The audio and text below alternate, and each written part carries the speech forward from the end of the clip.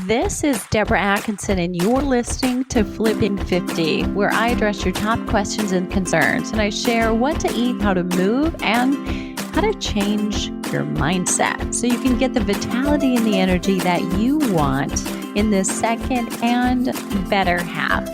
And today we're talking all about core exercise, a super hot topic with women who often are finding, because estrogen drops and cortisol and insulin team up to deposit belly fat, we're in search of the ideal core exercises. But the question today we'll answer is, should we be? Should you really be seeking more or better core exercises to focus on that area?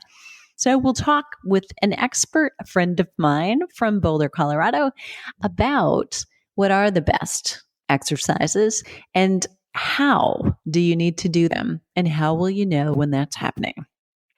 This episode has been sponsored by the Flipping 50 Fitness Specialist. Right now, there are two choices. So you can get in, get a certificate, or you can get in, get a certificate, and get support in building your business with the branding and the messaging that you have integrity around and feel good about without being salesy, pushy, or sleazy.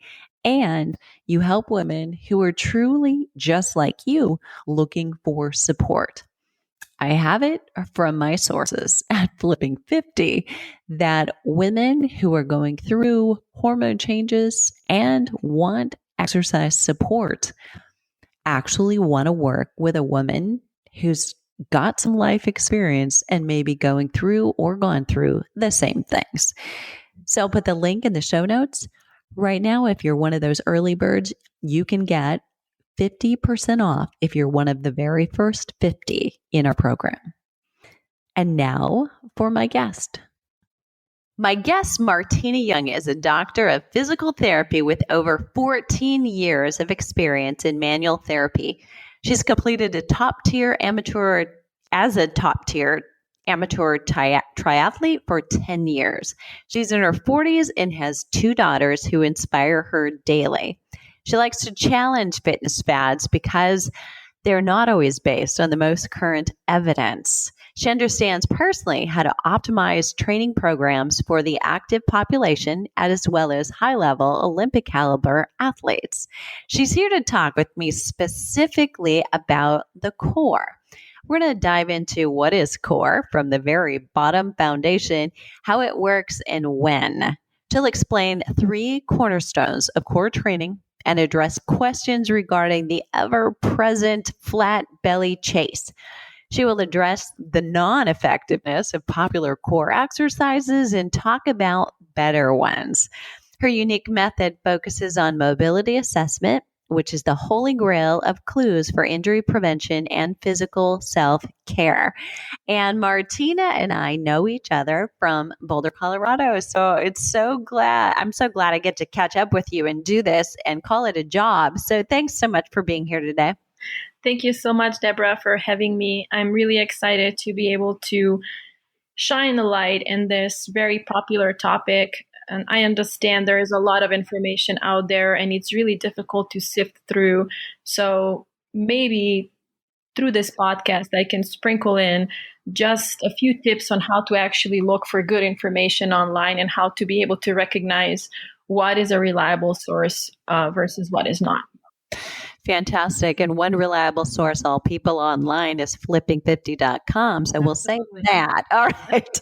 So, and then, I love it. So you're going to want to come to the show notes because Martina was so good as to create 3 videos for you. And those will be right here embedded in the show notes. And that'll be at flipping50.com/good core. So that's good-core. So you'll want to be going there when you're done listening for sure. So let's dive in. Let's start with the very foundational beginning of what is core. Let's define it. So the big missing piece, I would say, is that people think of the core as just one dimension, transverse abdominis, when you ask them what core is. When in reality, we have to think of core as a three-dimensional piece or part of our body that has top, bottom, front, and back. Therefore, a thorough core exercise would include all these components. So the top of the core is the diaphragm. The bottom of the core is the pelvic floor. The front, we have the abdominal musculature, and where the transverse abdominis comes into place, plus the layers on top of it. And then in the back, the glutes and the lumbar multifidus. And in fact, there is 29 pairs of muscles that compose the core that turn on in a sequence before the movement begins. And so it is a pretty elaborate piece of or component of our body that we need to pay attention to.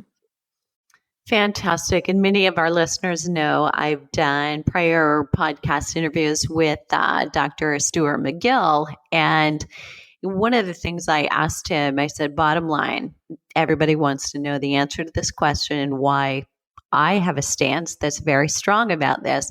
What's your opinion of crunches and sit-ups?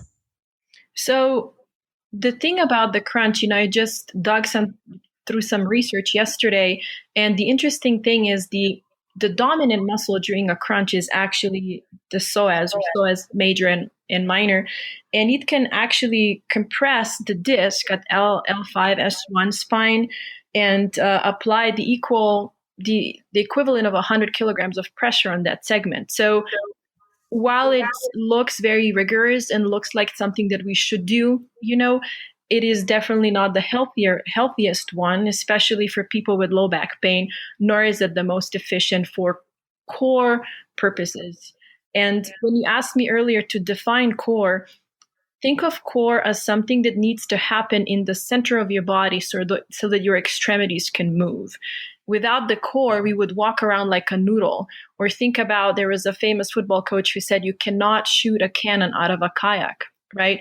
So the core, by definition, is something, for example, the core kicks in 30 milliseconds or 100 milliseconds before arms and legs kick in respectively.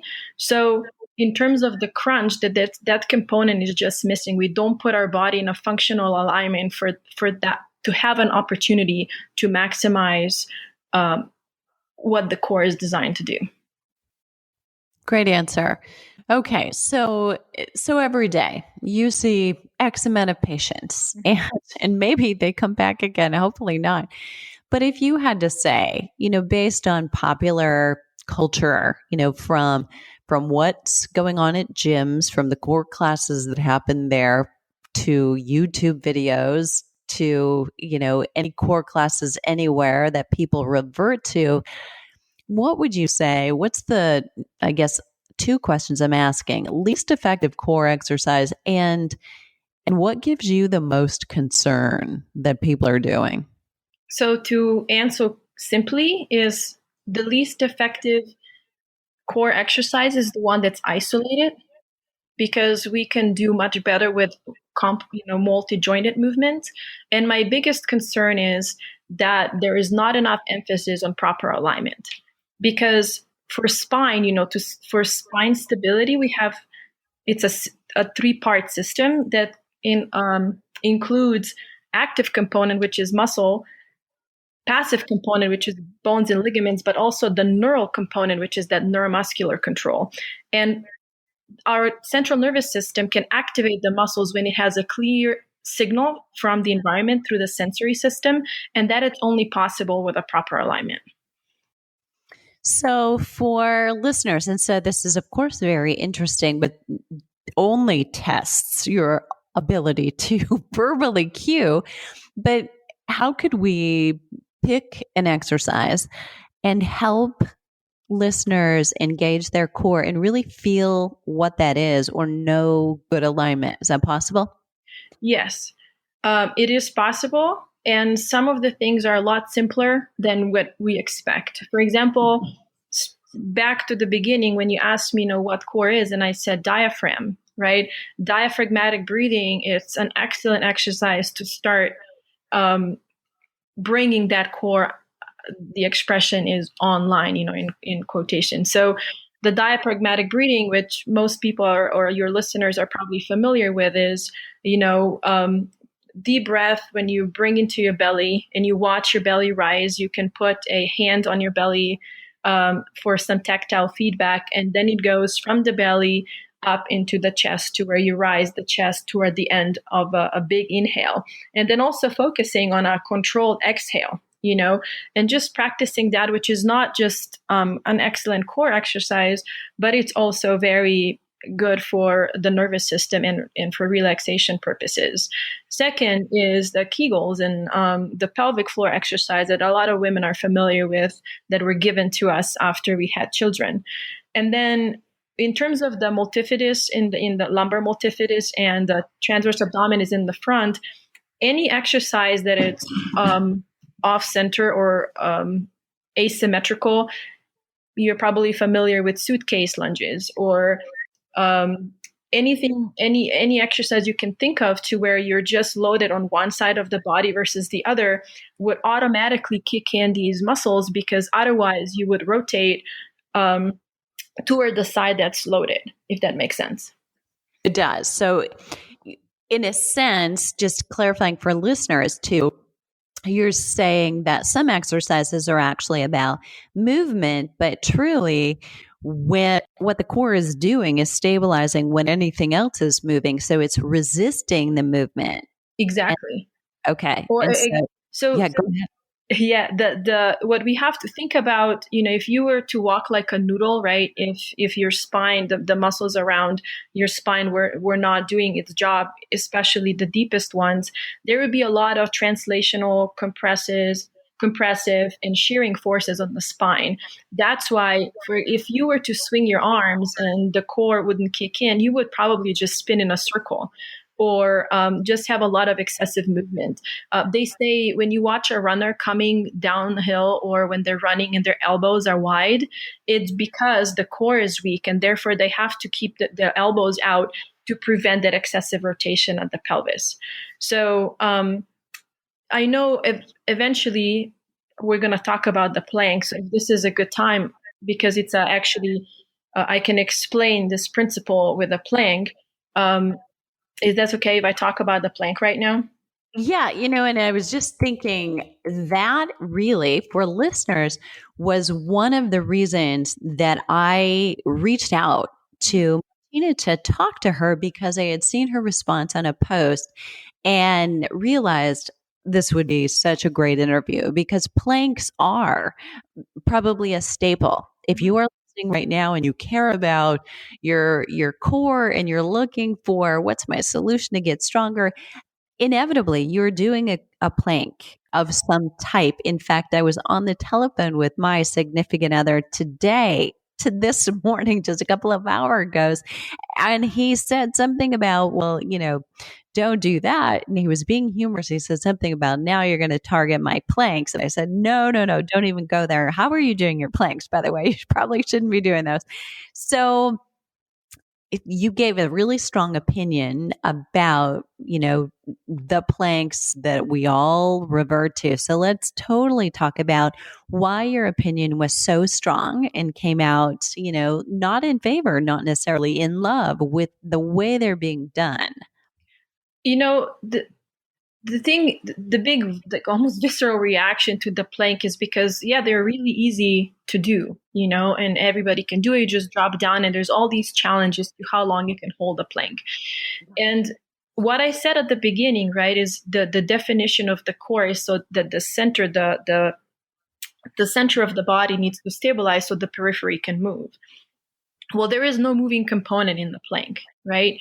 You're just resisting gravity. So you are holding up your body against the gravity who's trying to bring you down. And so you have a really strong isometric contraction everywhere in your body, but that's it. That is not necessarily going to translate into a functional, real-time, real-life necessity demand placed on core. And not only that, I used to rigorously do yoga for about a year, and hot yoga at the end has this plank, and they keep saying this is the most efficient core exercise. That's why we do it. And that really bothered me because there's no evidence that says that is the most efficient way to train the core, because it's not true. And when I was watching, my fellow participant is very poor alignment in the shoulder girdle, shoulder blade. So just reinforcing that poor forward posture that we get from sitting, from cervical spine being in too much extension or flexion, a lot of compression in the lumbar spine from hips being too low. All those things were really bothering me. So not only is it not the most functional way to train the core, it also reinforces poor postural habits that we have. And that's why I said it, because I felt like, let's have a healthy discussion. How can we make this plank better, or what else can we do instead of it that's healthier for the body and more efficient? I love that. So really, this is such a discussion about what's the risk of doing poor exercise choices, but it's also, as you said earlier, a discussion about doing good exercises poorly. Exactly. And so, my big thing when I talk to I used to work as a coach, as as a triathlon coach for many, many years. And I would get questions like, what do you think of this exercise? And I would always ask, what's your intention? What are you trying to accomplish? Because the core in itself we need to think about three things. First, initiation. Core, if I were to face you and start perturbation, meaning if I were to lean on your shoulders, on your hips, your core should kick in immediately so that you wouldn't have to step back, right? So you resist my force. That's called initiation. We have a lot of evidence that people with low back pain have delayed initiation and greater perturbation when they're challenged like that. Then once you have a good initiation, you need endurance. Core is something that's turned on all day long and helps us, especially with gait, walking. So once we are safe, ideal exercises for core need to be upright, because that's when we need the core, when we're walking it most of the time, right? And then the last component is strength. So not only does the contraction need to be immediate and last long, it also needs to be strong enough. And so each exercise you do, you have to ask yourself, what is the intention behind this? And so going back to the plank, what is the intention behind it? You could argue that it works, the endurance component, when you hold a plank for a long time, but a simple correction to the plank makes it a lot more effective. Instead of just holding the plank, if you just do the reach, with one arm and then the other, maybe even pick up one leg and then the other, that will increase the engagement of the external oblique by almost 30%, versus if you just stay in a plank and hold. Perfect. Yeah. So for somebody who lacks the ability to initially engage that core, then some of those challenges that, encourage you, see how long you can hold it as long as you can, may actually backfire. Am I getting that right? So some of those shorter holds, like doing repeats of 10 seconds and doing 3 of those, might be more beneficial than attempting to hold for 30 in someone who's just beginning to try and engage the core. True? Correct. And not only that, the biggest factor in success, which you probably know as a trainer also, is consistency. So I would much rather someone do a core exercise 10 seconds a day every day than 3 days a week for 2 minutes, because and the other thing too is, when you do something with a bad posture, you're just reinforcing that faulty motor map in your brain. And that doesn't help either. You want to own the movement. That's why with my patients who have low back pain and they ask me, how many times should I do this? I said, as many times as you can do it with good form.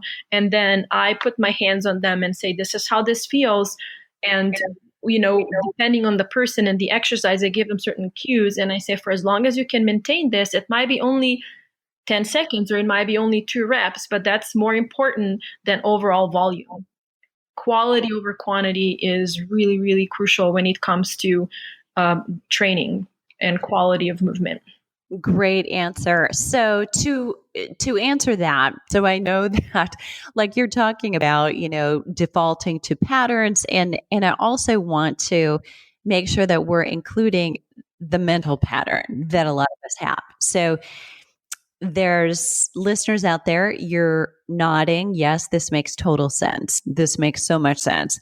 And yet when you go to do your workout tonight or tomorrow, there's a good chance that at the end you're going to think you need to finish with 10 minutes of core, or you need to go to that 30-minute core class that you're used to 2 times a week. So, Martina, talk to me a little bit about what is the value, or is there value in a class that's 20 or 30 minutes long that's focused on just a variety of core, probably on the floor kinds of exercises? So I would love, ideally, this would have been like a round table, right, to where some fitness professionals could counter argue my statement. But from the research that I have found, that's not necessary.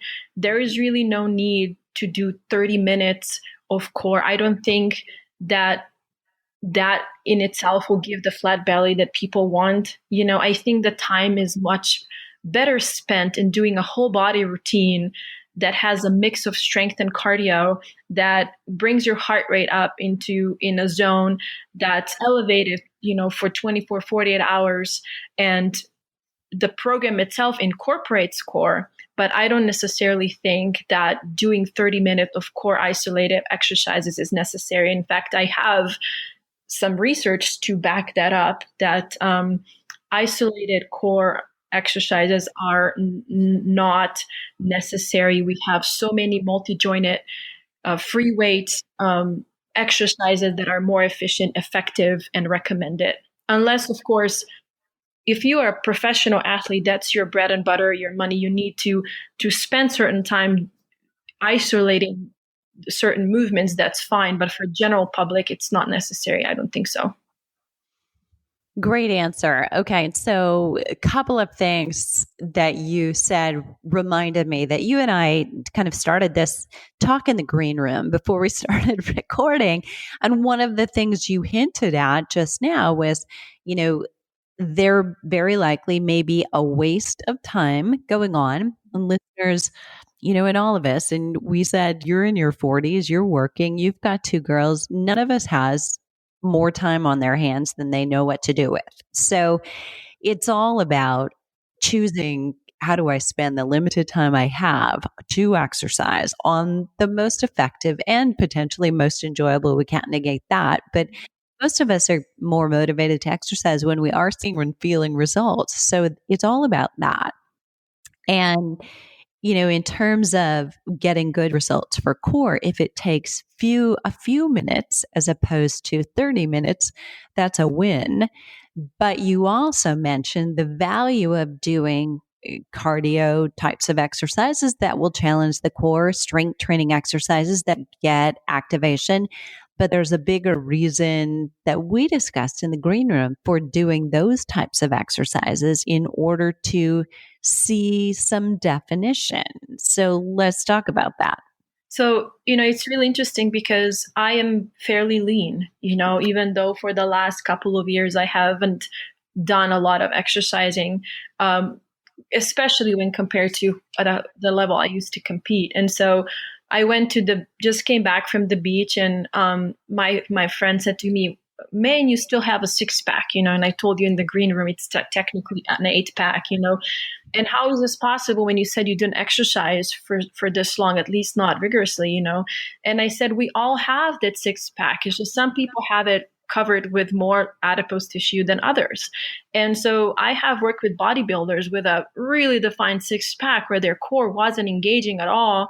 And I was able to move them off center with 2 of my fingers, So what I'm trying to say is that the flat belly comes from overall fitness, overall strength. The more fit you are overall cardiovascularly, the more strength you have in your whole body, at the higher level you'll be able to perform. You're going to be able to achieve results quicker because you're able to do interval training. All that world of possibility opens up to you. And that as a result is going to lower your body fat percentage, and you will be able to expose that six pack that you so much wish for, But the six pack in itself does not necessarily mean you're going to have good core strength. And from a physical therapy perspective, and I share that with you in an email, is if you don't have that good stability at the core, which is essential for injury prevention, right? Then you'll be sidetracked, injured, and you're not going to be able to exercise, and you're going to be even further away from overall health and fitness that you're striving for. That's why we have a body that moves, so use it all, not just in isolation. Train all of your body, not just, what's around your waist, because at the end, you will get the results you wish for more effectively in a healthier way, and you'll be able to perform at a higher level without injury. So good. Such great information. Okay. And so we need to tease the 3 exercises that you sent. We have them on video and we have them in the show notes. Remember that'll be flipping50.com/good core.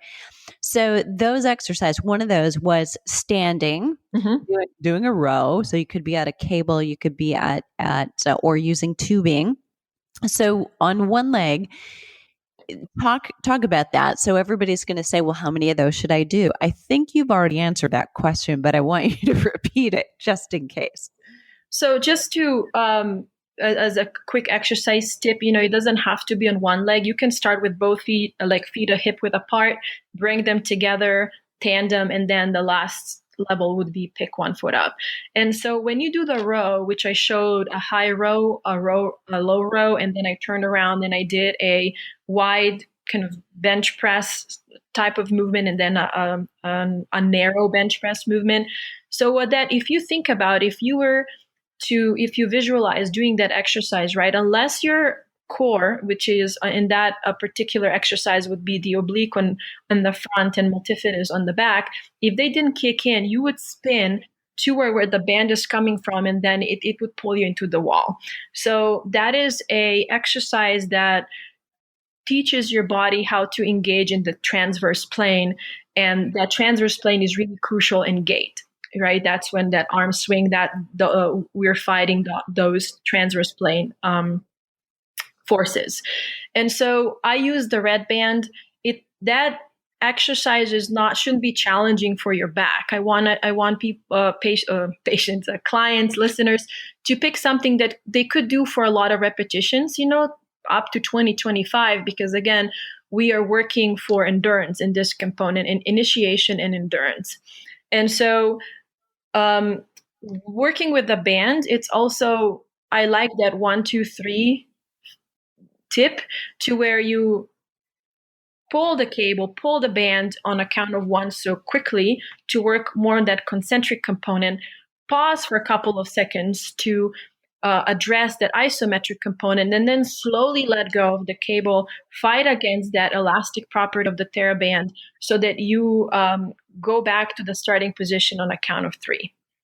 And the narrower the base of support, the more of that rotational force you're going to have to fight, the more challenging the exercise. And to tie it back to the very beginning and the diaphragm, all the while focusing on a deep breath as opposed to holding the breath. If you need to hold the breath, you have too much load, you need to back away. So let me ask you this. So having gone through both yoga training and Pilates training, one of the things I remember from my stop Pilates training probably over a decade ago at this point was the exhalation. Often they were using blowout as if you're blowing out through a straw. And in order to get people to feel their diaphragm, I used to have even audiences sit and listen and take the breath in and then exhale through a straw almost until you cough. So you can actually feel yourself forcing that out. So what's your opinion on that kind of a tip or a cue for activating diaphragm? Effective, not so much. What's your take?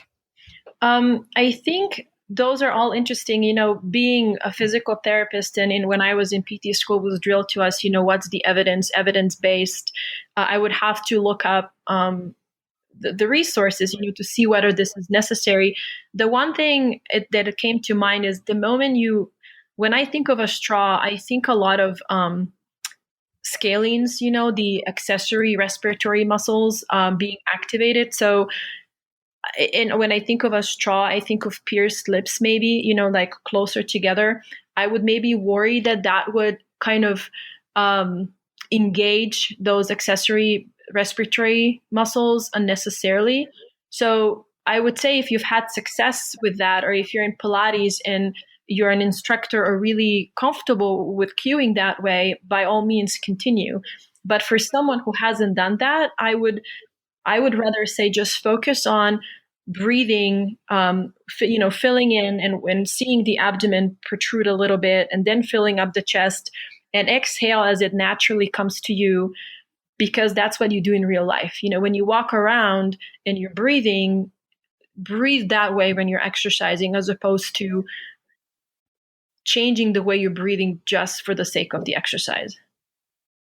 Wise advice. Thanks so much. Okay, so the last and potentially trickiest question I ask all guests, my listeners know what it is, but is there a question that I should have asked you, or something that you wish I had that you want to add? I will answer that, but I would also like to ask you, would you like me to quickly talk about the other two exercises too? Because I just talked about the one that's standing. Yeah, I'd love it if you, as long as somebody listening can imagine it, and otherwise let's let them come to it to see it. Mm-hmm. So many of our listeners are commuting and driving and not actually watching the video right at this moment. Yeah.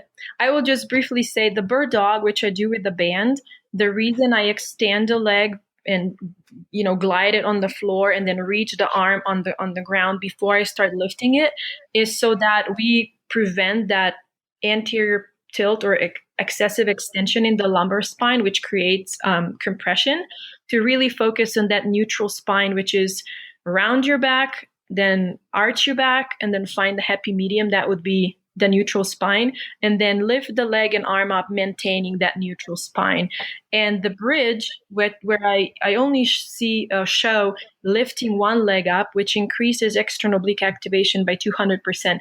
You can actually do stepping. So lift one foot up, hold for 10 seconds or 5 seconds, put it back down, then lift the other, and maybe do it like that for 30 seconds or a minute if you can, without dropping your hips. Awesome. Any benefit to doing all one side then the other, or is it more beneficial, or does it matter if you alternate instead? So if you think about ultimately the function of the core is to bring it to the real life. And so when we walk, right, we walk one, the other, one, the other, one, the other. And so the more we can mimic that, that's why I was changing the rows also high, low, so we can mimic what happens in real life. Is that very rarely we are in one particular spot with the same muscle firing pattern for a long time, because the environment changes, our muscle activation changes. So changing sides and angles will train the core to perform more in a more of a real life setting once it's put the challenge outside. Love that. Thanks so much for the explanation and for being here and sharing the videos. So very, very generous. So listeners, did I miss a question that you have? You can leave it below the show notes, and that'll be, again, flipping50.com/good-core, where you'll find the ways to connect with Martina and the 3 videos she's done for you. So you've got great explanations here of the specifics and the why that you can follow those alone. And I'll also add resources that you might like if you're really interested in core and looking and or listening to additional information. What are you waiting for? Let's start flipping 50 together. Thank you everyone for having me today.